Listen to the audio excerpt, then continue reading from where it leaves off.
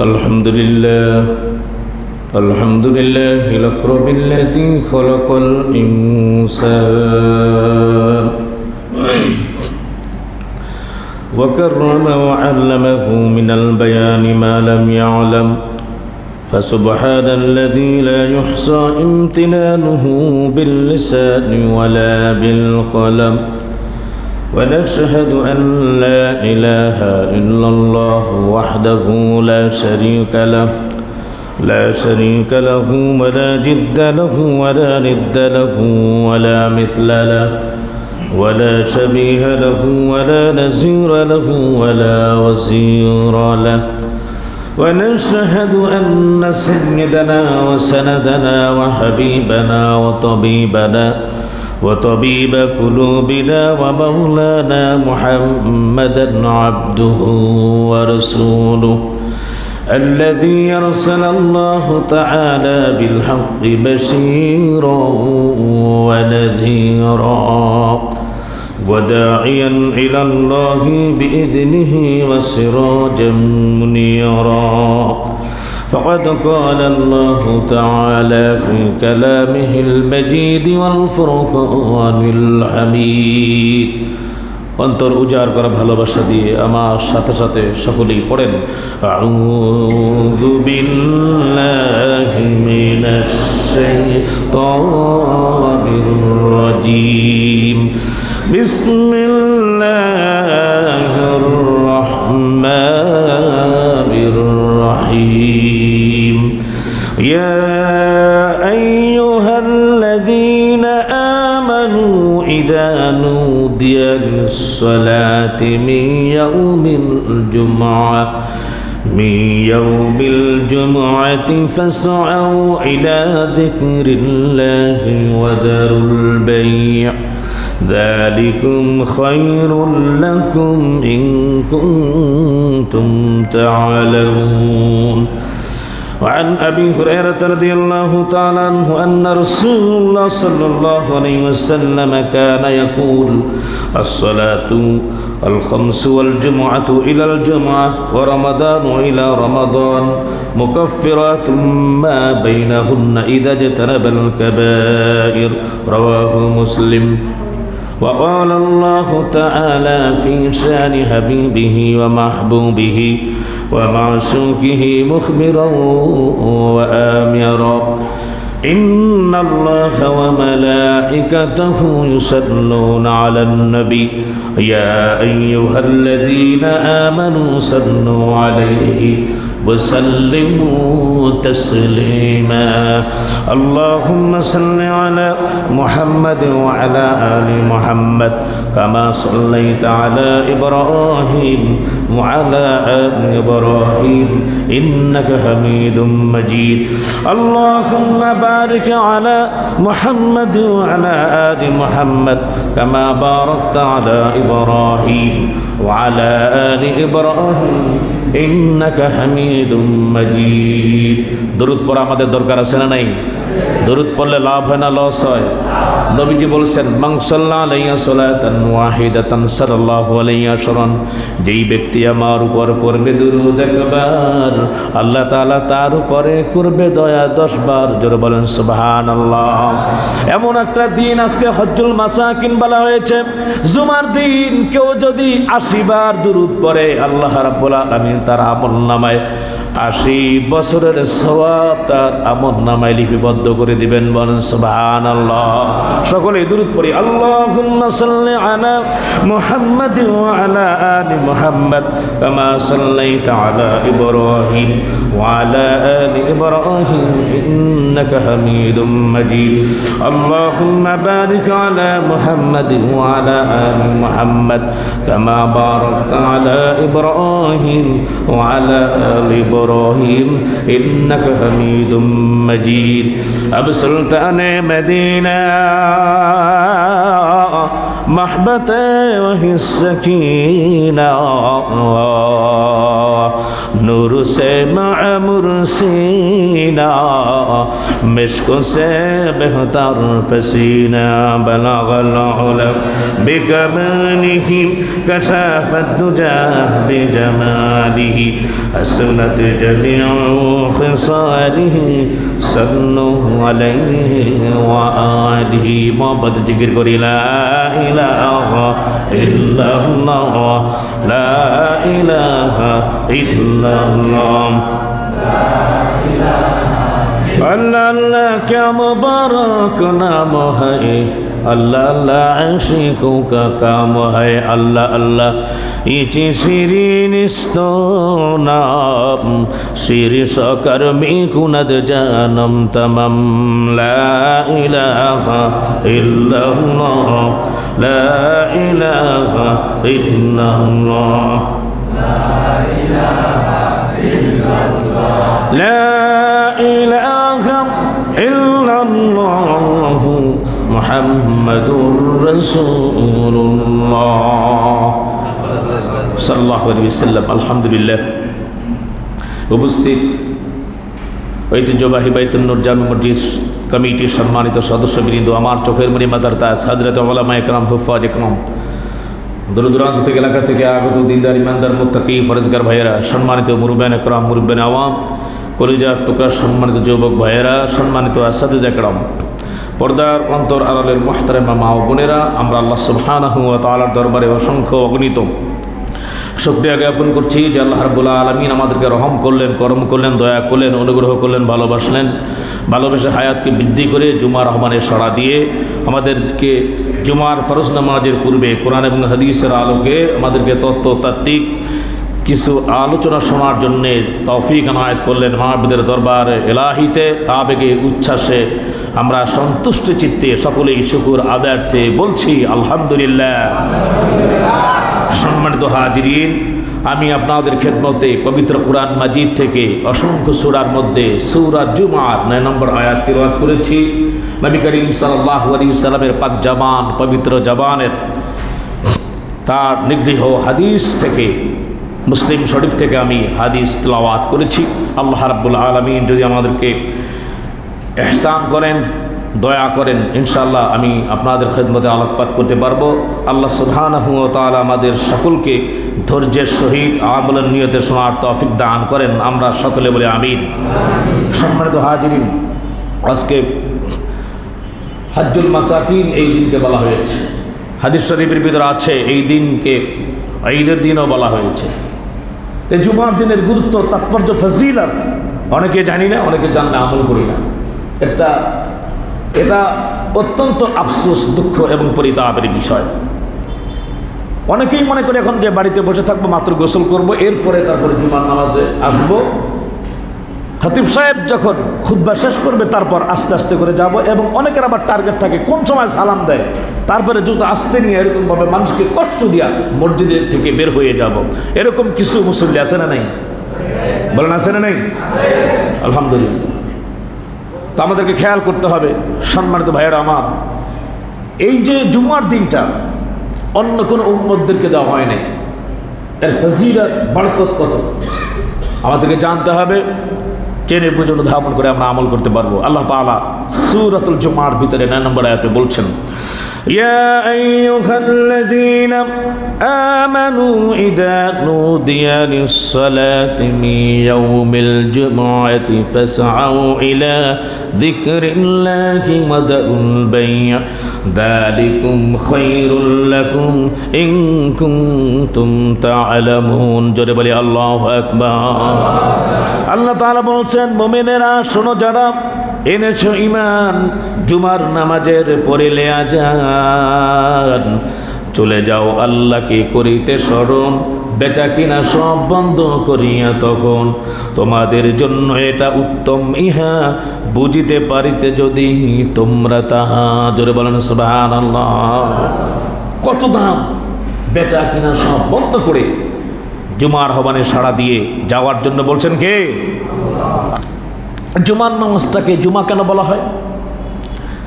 জমা মানে হচ্ছে একত্রিত হওয়া। আরাবিয়ান যারা আছে তারা এটাকে আরুবা বলতো। নবী করিম সাল্লাল্লাহু আলাইহি ওয়াসাল্লাম মদিনা যাওয়ার এর আগেই মসজিদে কুবা তিনি নির্মাণ করেছিলেন, সেখানে ফার্স্ট জুমার নামাজ হয়। এরপরে সালেম ইবনে আওফ তার বাড়িতে যে নবী করিম সাল্লাল্লাহু আলাইহি ওয়াসাল্লাম মদিনা মুনাওয়ারা যখন গিয়েছেন জুমার নামাজ আদায় করেছেন। জুমার নামাজের তাৎপর্য মহত্ব এরকম, হযরত আবু বকর সিদ্দিক রাদিয়াল্লাহু তাআলা আনহু নবীজি থেকে হাদিস বর্ণনা করেন, কারো যদি জুমার নামাজের মসজিদ ওই এলাকা থেকে অনেক দূরে হয়, অন্তত পক্ষে সন্ধ্যার আগে বাসায় ফিরে আসতে পারে, তাহলে ওই জায়গায় যে তার জন্য জুমার নামাজ ধরা ওয়াজিব। বলেন সুবহানাল্লাহ। আমরা কোনো গুরুত্ব দিইনি এটাকে, না চেয়ে পেয়ে গেছি তো আমরা অনেক কিছু, এর জন্য আমরা গুরুত্ব দেই না। এই পৃথিবীর ভিতরে আল্লাহ রাব্বুল আলামিন একের পর এক একজনকে প্রাধান্য দিয়েছেন, এক এক বিষয়ের প্রতি অন্য বিষয়কে আল্লাহ রাব্বুল আলামিন প্রাধান্য দিয়েছেন। এই পৃথিবীর ভিতরে আল্লাহ পাক যত মাস দিয়েছেন, এই সমস্ত মাসের ভিতরে রমজান মাস সব থেকে তাৎপর্য এবং গুরুত্বপূর্ণ। জোরে বলেন সুবহানাল্লাহ। আল্লাহ রাব্বুল আলামিন যত পয়গম্বর বানিয়েছেন, হযরত আদম আলাইহিস সালাম, নূহ আলাইহিস সালাম, ইব্রাহিম আলাইহিস সালাম, মূসা আলাইহিস সালাম, এই পয়গম্বরদের মর্যাদা সব থেকে বেশি। আবার এদের ভিতরে আপনার নবী, আমার নবী, নবী মুকাররম মুহাম্মদুর রাসূলুল্লাহ, সকলে বলি সাল্লাল্লাহু আলাইহি ওয়াসাল্লাম, তার মর্যাদা বেশি।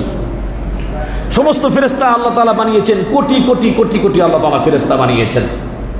আল্লাহ তাআলা সৃষ্টি করেছেন কোটি কোটি ফেরেশতা, তার মধ্যে চারজন প্রসিদ্ধ যে ফেরেশতা আছে এদের ইজ্জত সম্মান মর্যাদা বেশি, জিবরাইল, ইসরাফিল, মিকাইল, আজরাইল। আর অনেক অনেক ফেরেশতা আছে, অনেক নামের ফেরেশতা রয়েছে, এমন এমন ফেরেশতা রয়েছে আল্লাহ তাআলা সৃষ্টি করেছেন। এত বড়, তার মাথার উপরে পৃথিবীর প্রশান্ত মহাসাগরের পানি, ভারত মহাসাগর, আটলান্টিক মহাসাগর, বঙ্গোপসাগর, নদী, নালা, খাল, বিল, সমস্ত পানি যদি তার মাথার উপরে ফেলা হয়, একটা ফোঁটা পানি নিচে পড়বে না। কি বুঝলেন আপনি? এমন এমন ফেরেশতা আল্লাহ তাআলা সৃষ্টি করেছেন। কিছু আছে শিং বিশিষ্ট, তার দুই শিংয়ের দূরত্ব এরকম 1000 বছরের দূরত্ব। বলেন সুবহানাল্লাহ। প্রত্যেকটা কাতারে 40,000 ফেরেশতা আবার থাকে। আল্লাহ রাব্বুল আলামিন এরকম ভাবে প্রাধান্য দিয়েছেন। নবী করিম সাল্লাল্লাহু আলাইহি ওয়াসাল্লামের সাহাবীদের যে মর্যাদা, চারজন ফেরেশতা যেরকম ভাবে মর্যাদা বেশি ফেরেশতাদের মধ্যে, ঠিক তেমনি ভাবে সমস্ত সাহাবীদের মধ্যে চারজন সাহাবীদের মর্যাদা বেশি, আবু বকর, হযরত ওমর, ওসমান এবং আলী। তারপরে তো আরো আছে। তো আল্লাহ রাব্বুল আলামিন প্রাধান্য দিয়েছেন। তার মধ্যে সম্মানিত ভাইরা আমার, প্রিয় হাজিরিন, আল্লাহ তাআলা সপ্তাহের ভিতরে যে দিনগুলো আছে, শনিবারের দিন এটাকে তাৎপর্য গুরুত্ব বুঝতে পারছে ইহুদিরা, রবিবার নাসারারা, খ্রিস্টানেরা, আর জুমার দিন ইয়াউমুল জুমআ, হজ্জুল মাসাকিন, এই দিনটা আল্লাহ রাব্বুল আলামিন উম্মতে মুহাম্মাদের জন্য নির্বাচন করেছেন। বলেন সুবহানাল্লাহ। আল্লাহ রাব্বুল আলামিন বলেছেন, তিলকার রুসুলু ফাদ্দালনা বা'দাহুম আলা বা'দ। আমি তেমনি ভাবে রসুল যারা রয়েছে কাউকে কার উপর আমি মর্যাদা দিয়েছি। বলেন সুবহানাল্লাহ। এমনি ভাবে আল্লাহ পাক রাসূলদেরকে মর্যাদা দিয়েছেন। আল্লাহ রাব্বুল আলামিন সৃষ্টির ভিতরে অপরূপ সৃষ্টি আছে, নদ নদী যেগুলো আছে এগুলোকে আল্লাহ তাআলা মর্যাদা দিয়েছেন, স্থানের মর্যাদা দিয়েছেন। পৃথিবীতে যত জায়গা আছে সব থেকে মক্কা, মদিনা এবং তুরে সিনা, এটার মর্যাদা, মহত্ব, গুরুত্ব বেশি। সুবহানাল্লাহ। মসজিদের ভিতরে মসজিদে নববী, এরপরে খানায় কাবা, এরপরে বাইতুল মুকাদ্দাস, সব মসজিদ থেকে ওই জায়গার মর্যাদাটা বেশি, দাম বেশি। যেখানে 1 রাকাতে 1 লক্ষ রাকাত নামাজের সওয়াব হয়। মসজিদে নববীতে 50,000, বাইতুল মুকাদ্দাসে 50,000। ঠিক তেমনি ভাবে ভাইয়েরা আমার, হেলায় খেলায় হারাইলে চলবে না। জুমার দিন দেখা যায় আমরা পরে আসি কেন? জুমার নামাজের আজান যখন দেওয়া হবে, আজানের সাথে সাথে দুনিয়াবি সমস্ত কাজ হারাম। আমাদেরকে আগে আগে আসতে হবে ইনশাআল্লাহ।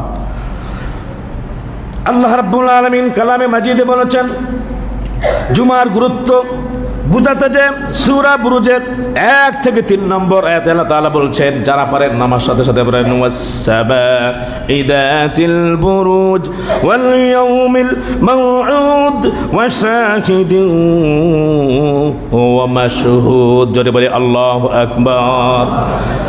হযরত আবু হুরায়রা রাদিয়াল্লাহু তাআলা থেকে বর্ণনা, আল্লাহ রাব্বুল আলামিন এই 3টি আয়াতের ভিতরে জুমার কথাও তিনি বলেছেন। عن أبي هريرة رضي الله تعالى عنه قال قال النبي رسول الله صلى الله عليه وسلم اليوم الموعود يوم القيامة। اليوم الموعود বলতে ইয়াউমুল কিয়ামা, কিয়ামতের দিন বোঝানো হয়েছে। ওয়াল ইয়াউমুল মাশহুদ বলতে ইয়াউমে আরাফা বোঝানো হয়েছে। আর ওয়াস শাহিদ বলতে আল্লাহ রাব্বুল আলামিন ইয়াউমুল জুমআ বুঝিয়েছেন, জুমার দিন। বলেন সুবহানাল্লাহ। সম্মানিত ভাইয়েরা আমার, জুমার গুরুত্ব এবং ফজিলত এরকম। মুসলিম শরীফের হাদিসের ভিতরে নবী করিম সাল্লাল্লাহু আলাইহি সাল্লাম বলেছেন, হযরত আবু হুরায়রা রাদিয়াল্লাহু তাআলা বর্ণনা করেছেন, আন আবি হুরায়রা ওয়া আন হুযায়ফা রাদিয়াল্লাহু তাআলা আনহুমা قال قال النبي رسول الله صلى الله عليه وسلم أضل الله عن الجمعة من كان قبلنا فكان لليهود। জুমার দিনের ফজিলত আল্লাহ সুবহানাহু ওয়া তাআলা ইহুদি এবং নাসারা তাদের থেকে দূরে রাখছেন। আল্লাহ রাব্বুল আলামিন এত দয়ার সাগর, করুণার আধার উম্মতে মুহাম্মাদীকে আল্লাহ তাআলা এত ভালোবাসেন।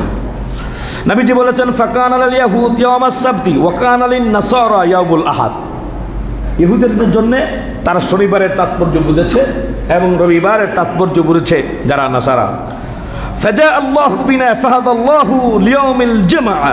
নবী করিম সাল্লাল্লাহু আলাইহি ওয়াসাল্লাম বলেছেন, আর আমার উম্মতের জন্য আল্লাহ সুবহানাহু ওয়া তাআলা জুমার তত্ত্ব, ফজিলত এবং গুরুত্ব, মহত্ব বুঝিয়েছেন। বলি সুবহানাল্লাহ। সম্মানিত হাজিরিন, ফাজআলাল জুমআতি ওয়াস সাবত ওয়াল আহাদ ওয়া কাযালিকা হুম তাবাউল লানা ইয়াউমাল কিয়ামা। নবী করিম সাল্লাল্লাহু আলাইহি ওয়াসাল্লাম বলছেন যে আল্লাহ পাক 7টি দিনকে এভাবে তারগিব দিয়েছেন, আগে শুক্রবার, এরপর শনিবার, এরপরে রবিবার, এভাবে তারা কিয়ামতের দিনেও আমাদের থেকে পিছিয়ে থাকবে। বলেন সুবহানাল্লাহ। তারা আসছে কিন্তু আগে, আসছে কি? আমরা আসছি পরে। নবীজি হাদিস শরীফের ভিতরে বলছেন, নাহনুল আখিরুনা মিন আহলিদ দুনিয়া, আমরা কিন্তু পরে এসেছি।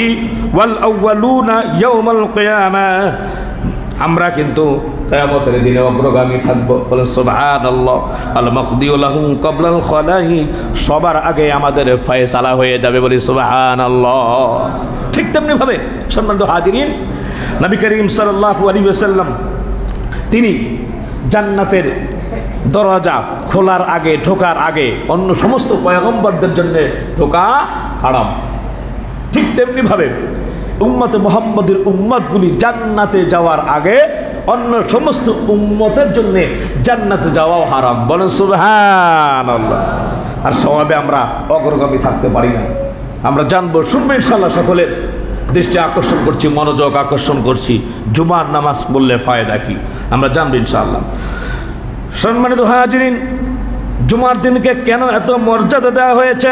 নবী করিম সাল্লাল্লাহু আলাইহি ওয়াসাল্লাম বলেছেন, মুসলিম শরীফের সহিহ হাদিস, আন আবি হুরায়রা রাদিয়াল্লাহু তাআলা আনহু আন্নান নবী রাসূলুল্লাহ সাল্লাল্লাহু আলাইহি ওয়াসাল্লাম قال خير يوم طلعت عليه الشمس يوم الجمعة فيه خلق آدم। জোরে বলি সুবহানাল্লাহ। সমস্ত দিনের মধ্যে জুমার দিনটা সর্বশ্রেষ্ঠ এবং সম্মানিত। এই দিনকে বলা হয়েছে ইয়াউমুল জুমআ, কারণ এই দিনে আল্লাহ রাব্বুল আলামিন হযরত আদম আলাইহিস সালামকে সৃষ্টি করেছেন। বলেন সুবহানাল্লাহ। আমাদের আদি পিতা কে?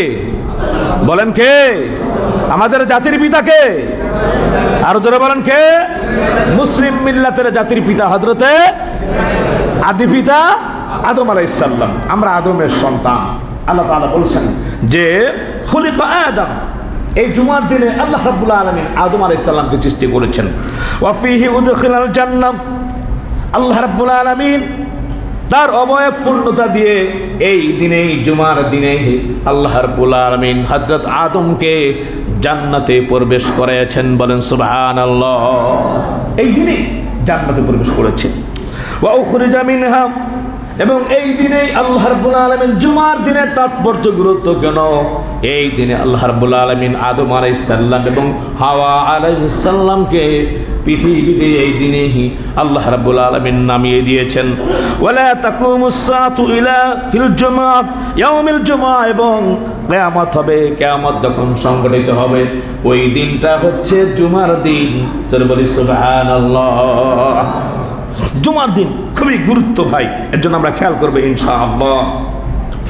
নবী করিম সাল্লাল্লাহু আলাইহি ওয়াসাল্লাম বলছেন, আন ইবনে আব্বাস রাদিয়াল্লাহু তাআলা আনহু قال قال النبي رسول الله صلى الله عليه وسلم إن هذا يوم عيد جعل الله للمسلمين। বলি সুবহানাল্লাহ, বলি আল্লাহু আকবার। নবীজি বলেছেন একবারে সুনান ইবনে মাজার ভিতরে, মুসলিম জাতির জন্য এই জুমার দিনটাকে আল্লাহ রাব্বুল আলামিন সাপ্তাহিক ঈদের দিন হিসাবে নির্বাচন করেছেন। বলেন সুবহানাল্লাহ। সাপ্তাহিক কিসের দিন?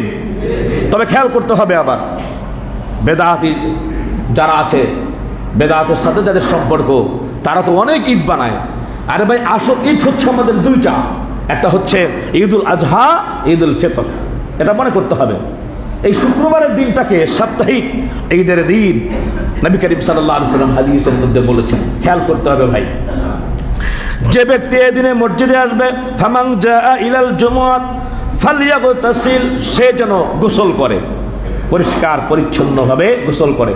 বুখারী শরীফের কিতাবুল জুমার ভিতরে এসেছে যে জুমার নামাজ পড়ার জন্য এরাদা করলো, ইচ্ছা করলো, জানাবাতের মতো পরিষ্কার পরিচ্ছন্ন সাবান দিয়ে ঘষে মেজে, এরপর চুলের ভিতরে যদি তেল দেওয়া অভ্যাস থাকে, আমাদের তো তেল দেওয়া অভ্যাস নাই, এখন অনেকেরই শ্যাম্পু ইউজ করে চুলকে পরিষ্কার পরিচ্ছন্ন করার জন্য, তো তারা শ্যাম্পু ইউজ করবে।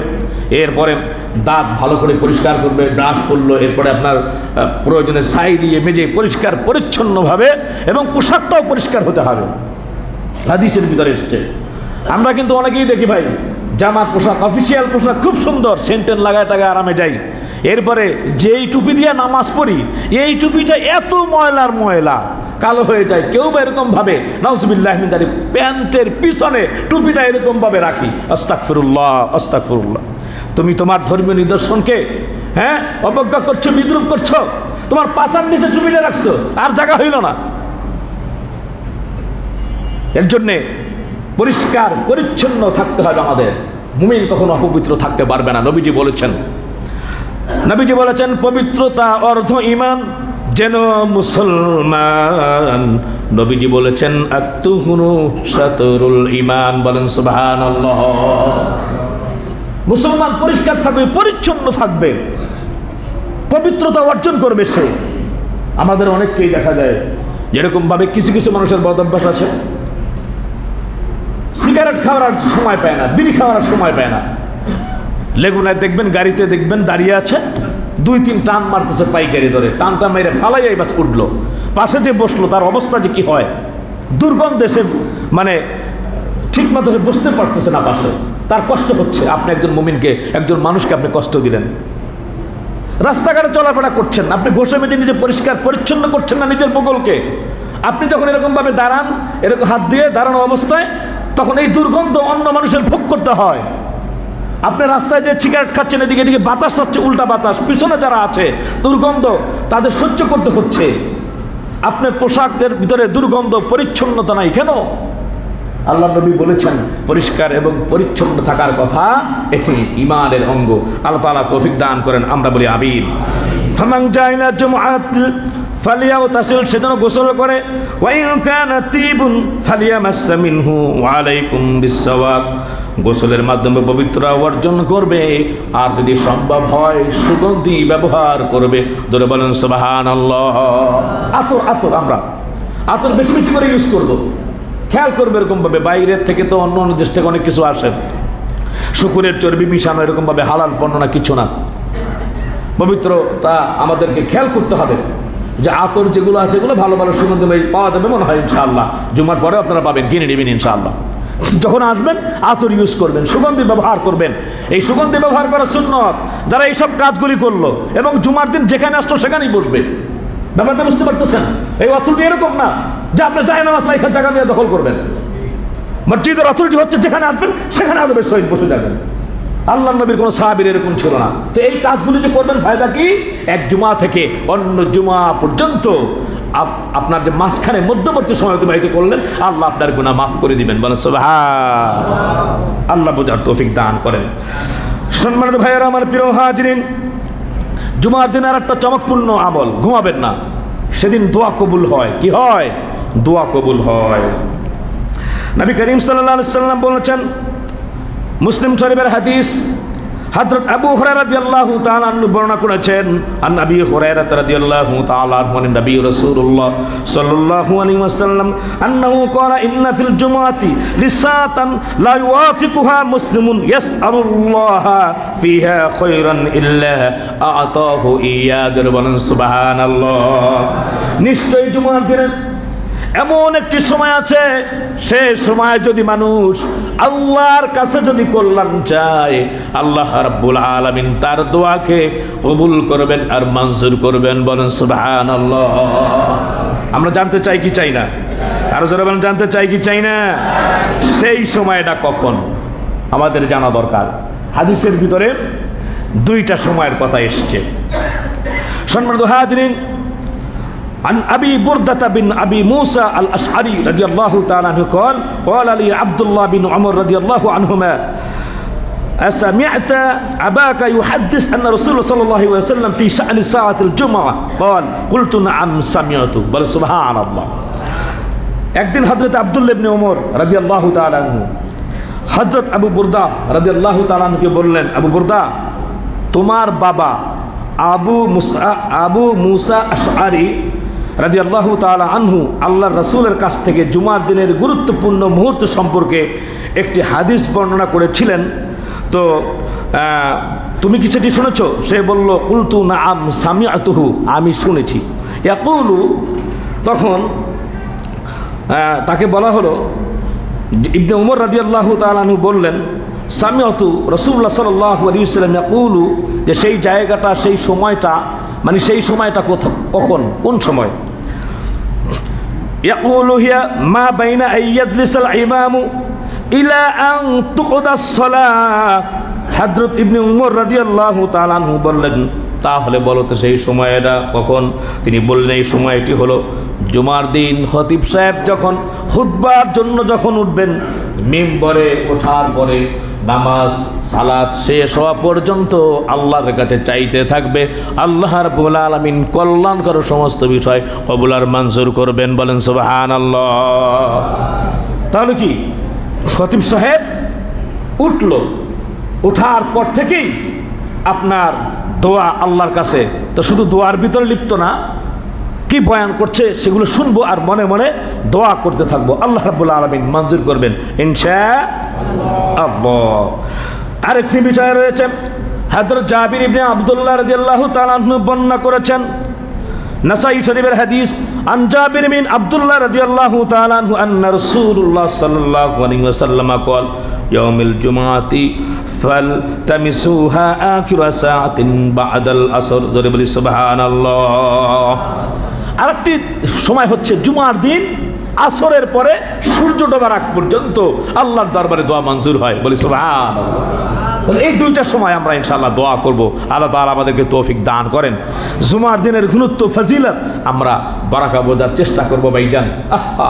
জুমার দিনে প্রত্যেক কদমে কদমে আসবে 20 বছর ইবাদত করলে যে সওয়াব হয়, সেই সওয়াব আল্লাহ আমলনামায় দিয়ে দিবেন। বলেন সুবহানাল্লাহ।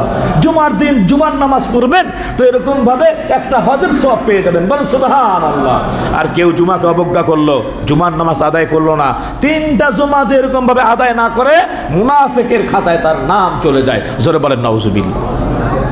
এর জন্য জুমার গুরুত্ব আছে না নাই? কি খতিব সাহেব হুজুর যখন উঠবে বা নামাজ শেষ হবে তখন আমরা আসবো, না আজানের আগে আগে মসজিদে এসে হাজির হব? আজানের আগে আগে হাজির হবে ইনশাআল্লাহ। সম্মানিত ভাইয়েরা আমার, প্রিয় হাজিরিন, নবী করিম সাল্লাল্লাহু আলাইহি ওয়াসাল্লাম বলেছেন, জুমার দিনের মধ্যে যারা এই আমলগুলি করবে তাদেরকে আল্লাহ রাব্বুল আলামিন আল্লাহ সুবহানাহু ওয়া তাআলা অনেক নেকি দান করবেন। নবী করিম সাল্লাল্লাহু আলাইহি ওয়াসাল্লাম বলছেন, যে ব্যক্তি জুমার দিন গোসল করে, উত্তম পোশাক পরিধান করে, তার কাছে সুগন্ধি থাকলে ব্যবহার করে, তারপর জুমার সালাত আদায়ের জন্য মসজিদে যায়, সেখানে সামনে যাওয়ার জন্য লোকদের ঘাড় টপকায় না। হাদিসের কথা বলতেছি ভাই, বেজার হচ্ছেন আপনারা? সেখানে সামনে যাওয়ার জন্য ঘাড় টপকায় না। পরে এসছি তো বসে যাবো ইনশাআল্লাহ, অসুবিধা নেই। ঘাড় যে টপকায় না, মহান আল্লাহ নির্ধারিত সালাত আদায় করে ইমামের খুতবার জন্য বের হওয়া থেকে সালাত শেষ করা পর্যন্ত সময় নীরবতা অবলম্বন করে। কি অবলম্বন করে? নীরবতা। এই কথাও সাহাবীরা একদম সাহাবী এরকম বলতেছে, এই চুপ।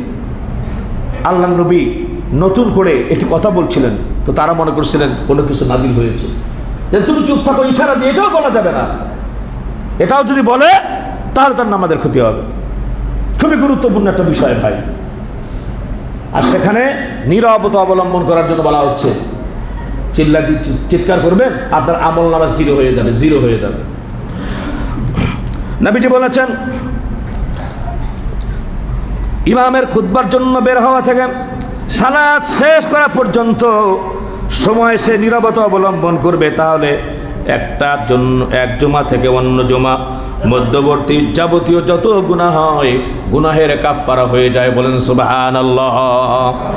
নবীজি বলেছেন, শুধু তাই না, আবু হুরায়রা রাদিয়াল্লাহু তাআলা বললেন, আরো 3 দিনের গুনাহের কাফফারা হয়ে যায়, কেননা নেক কাজের সওয়াব কমপক্ষে 10 গুণ আল্লাহ তাআলা বাড়ায়া দেন। বলি সুবহানাল্লাহ।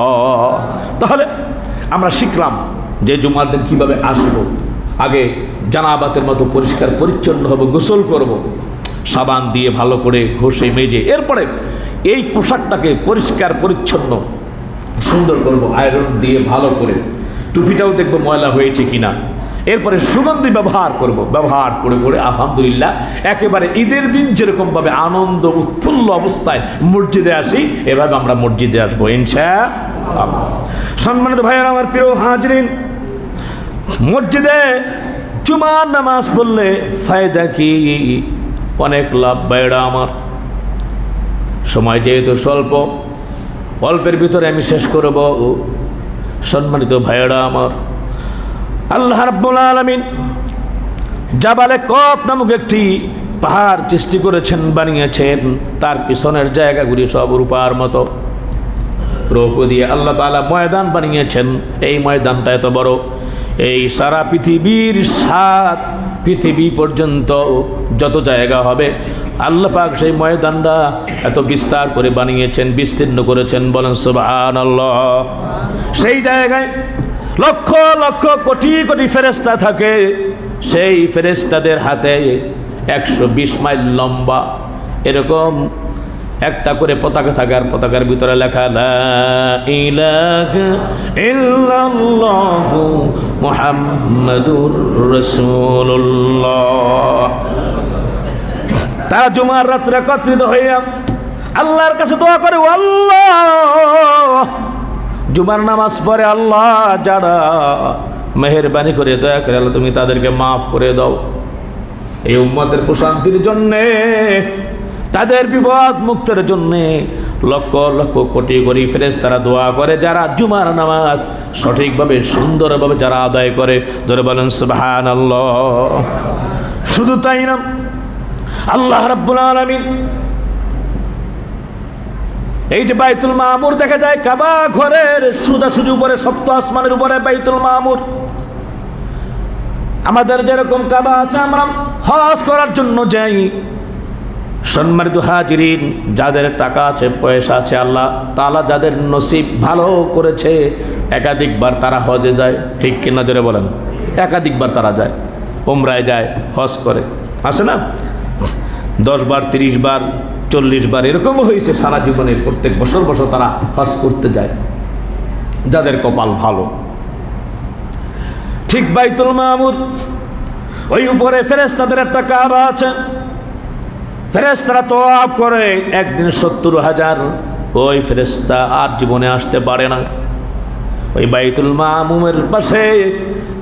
মামুরের পাশে আল্লাহ রাব্বুল আলামিন ফেরেশতাদের জন্য একটা সাদা মিনার বানায় দিয়েছেন। সাদা দেখতে চিকচিক করে রৌপ্য দিয়ে আল্লাহ তাআলা নির্মাণ করে দিয়েছেন। সম্মানিত হাজিরিন, সেই জায়গায় যখন জুমার দিন হয় হযরত জিবরাইল আলাইহিস সালাম আজান দেন, ইসরাফিল আলাইহিস সালাম খতিবের মতো তিনি খুতবা দেন, হযরত মিকাইল আলাইহিস সালাম নামাজের ইমামতি করেন, আর সমস্ত ফেরেশতারা পিছনে তারা নামাজ আদায় করে। হযরত জিবরাইল বলে, আল্লাহ তাআলা মাবুদ, আমাদের জন্য আল্লাহ ইবাদত করলে আল্লাহ তাআলা আমাদের তো কোনো সওয়াবের প্রয়োজন নাই, দরকারও নাই। ও আল্লাহ তাআলা, আমি আজান দিলাম, আমার আজানের যত সওয়াব হয় পৃথিবীর ভিতরে জুমার যারা মুয়াজ্জিন ছিল আল্লাহ তাআলা, যারা নাকি জুমার আহ্বান করলো আজান দিয়ে, এই সওয়াবগুলি তাদের আমল নামায় পৌঁছায়া দাও, বলেন সুবহানাল্লাহ।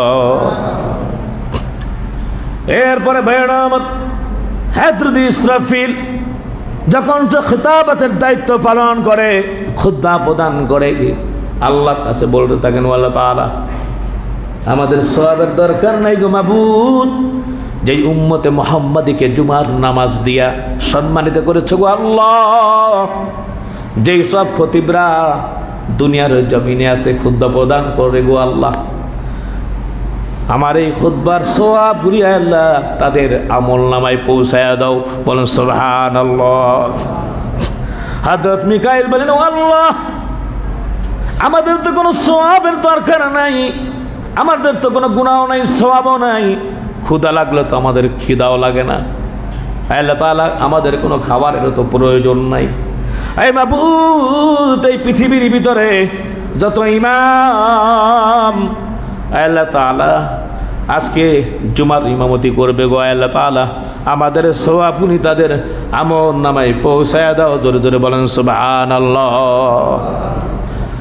এখন হুজুর, এটা তো আজান যারা দিল, খুতবা যারা প্রদান করলো, আর যারা ইমামতি করলো, তো তাদের ফায়দা, আমাদের ফায়দা কি? এখন শুনেন, যারা আগে আগে জুমার নামাজ পড়তে আসবে, পরিষ্কার পরিচ্ছন্ন হবে, আতর খুশবে ব্যবহার করবে, যাদের যতটুকু তৌফিক আছে।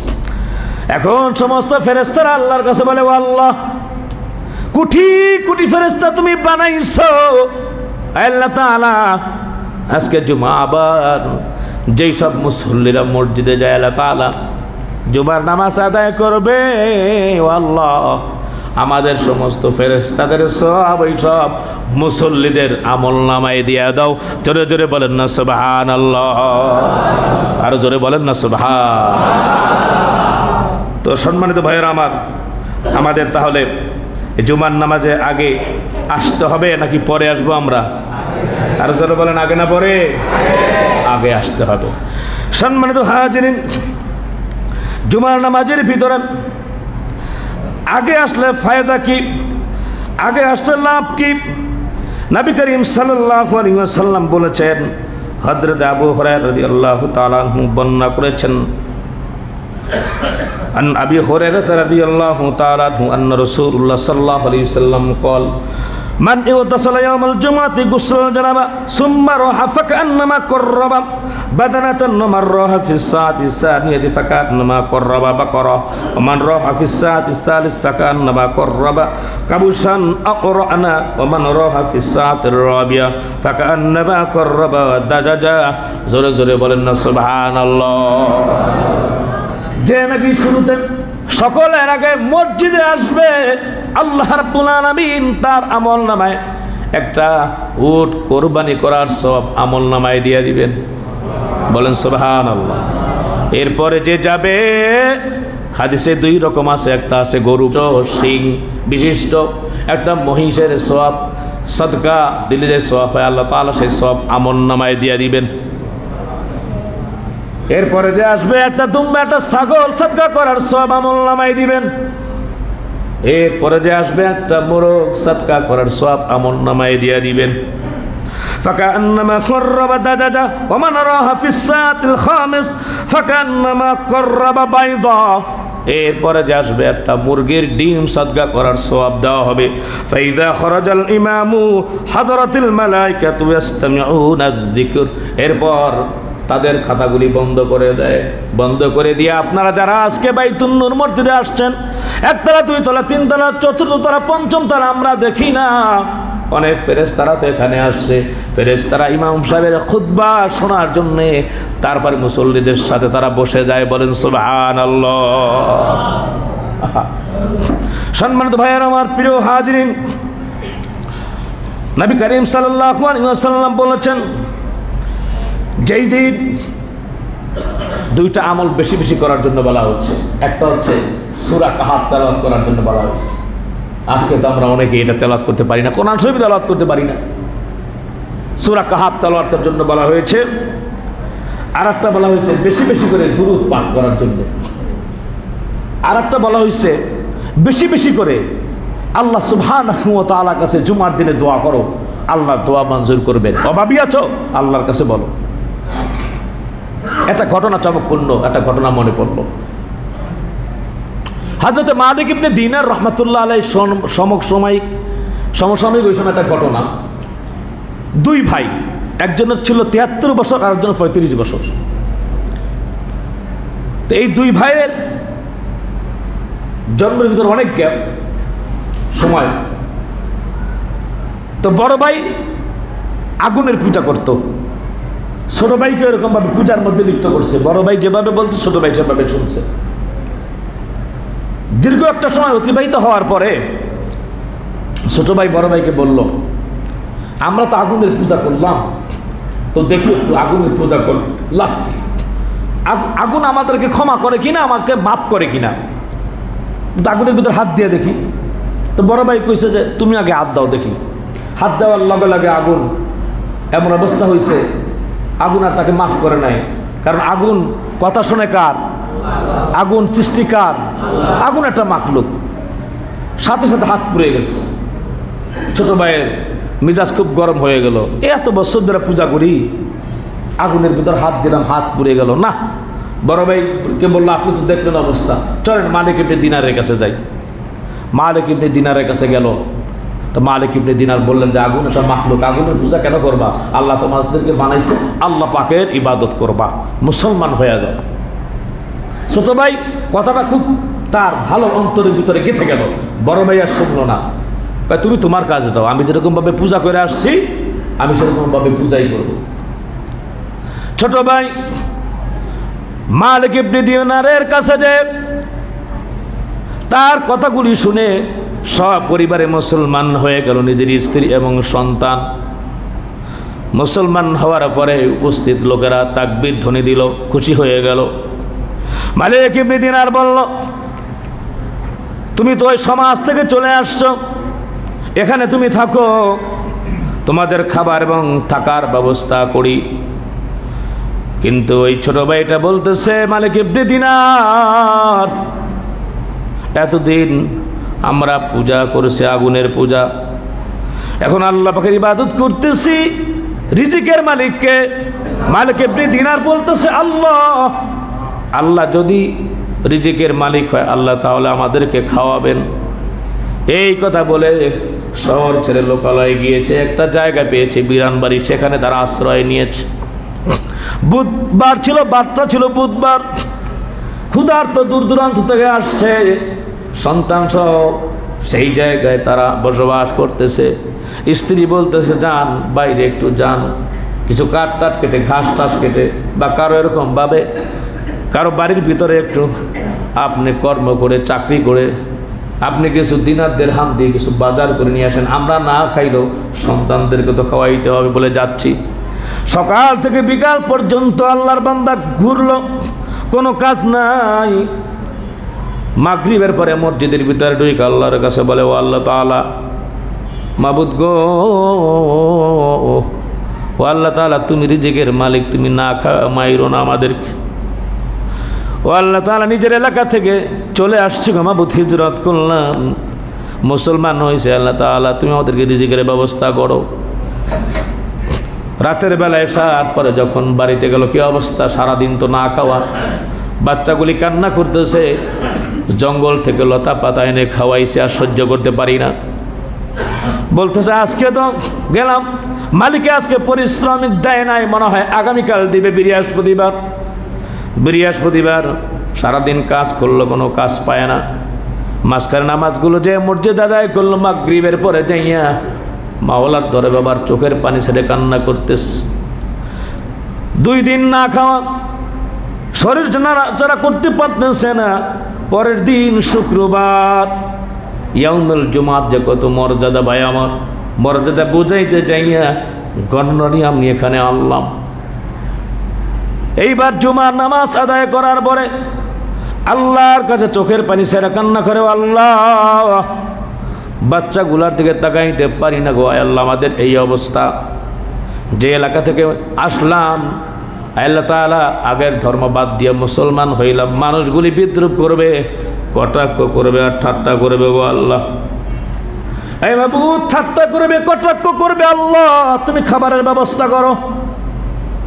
আল্লাহ রাব্বুল আলামিন ওই বান্দার মনটাকে দেখেছেন।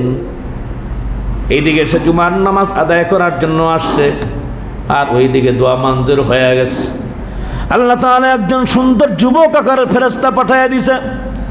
স্বর্ণের একটি পেয়ালা, স্বর্ণের পেয়ালার ভিতরে 1000 স্বর্ণ মুদ্রা দিয়া ঘরের ভিতরে নক করল আর বলল, যেই মালিকের চাকরি করছে আপনার স্বামী মালিক পারিশ্রমিক পাঠায় দিছে, যান যান এখান থেকে 1000 স্বর্ণ মুদ্রা আছে, একটা মুদ্রা বিক্রি করে বাজার করে খাবারের ব্যবস্থা করেন। বলেন সুবহানাল্লাহ।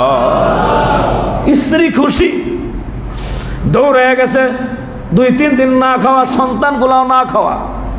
যখন শেখটার কাছে গেল স্বর্ণকার, স্বর্ণকার স্বর্ণের দিকে তাকাইয়া বলতেছে, স্বর্ণ কোথায় পাইলা? এত স্বর্ণ আমি হাতাইলাম, জীবনে তো এরকম স্বর্ণ দেখি নাই, এটা তো কোনো পৃথিবীর স্বর্ণ হইতে পারে না। তাহলে আমি জানতাম এই স্বর্ণ কোথায়? বলে জানি না। আমার স্বামী কোথায় যেন চাকরি করে, কোন বাদশার ভালো এক চাকরি পেয়েছে, সেখানে আজকে পরিষ্কার দিয়ে আসছে। সেও বলো চলো যাব। ঘরের ভিতর অপেক্ষা করলো, বাজার গোস্ত রান্না, চাল টাল ডাল টাপ রান্না হয়ে গেল। এইবার স্বামী বেচারা দেখে আজকে আর কোনো কাজ হয় নাই, কি করবে, এই মুখটা কিভাবে দেখাবে? বাচ্চারা তো তাকায় রয়েছে, বাবার দিকে তাকায় আছে। যখন জঙ্গলের ভিতরে বাড়ির দিকে যাবে, কিছু মাটি রইল বস্তার ভিতরে, নিয়ে বলতেছে অন্তত পক্ষে বউয়ের চেহারার দিকে তাকাইয়া প্রথম তো তার বকাঝকার থেকে বাঁচা যাবে। নিয়ে গেছে এরকম ঘরের সামনে যায়, দেখে ঘটনা কি, এত সুন্দর সুন্দর ঘেরান আসতেছে কোত্থেকে, গোস্ত রান্নার ঘেরান। এই জায়গায় তো আমার ঘর ছাড়া আর দেখি না, তো কোথায়? তো বস্তাটা এরকমভাবে রাইখা ঘরের ভিতর দেখে রান্না হইতেছে। বলে আপনি কোথায় আছেন, কি করেন আপনি? কোন তো আপনি এমন জায়গায় চাকরি করেন তা তো জানি না, এখানে এসে এই যে আজকে আপনি যে চাকরি করছেন যেই জায়গায়, তো সেইখান থেকে আপনার পারিশ্রমিক দিছে আপনার মালিক। এই এত পারিশ্রমিক হয়, আমরা তো একবারে বড়লোক হয়ে গেছি। বলেন সুবহানাল্লাহ। এখন তিনি আবার ব্যাক করছে, বস্তাটা আনছে, দেখে বস্তায় ছিল মাটি, হয়ে গেছে আটা। বলেন সুবহানাল্লাহ। সাজদায় পড়ছে।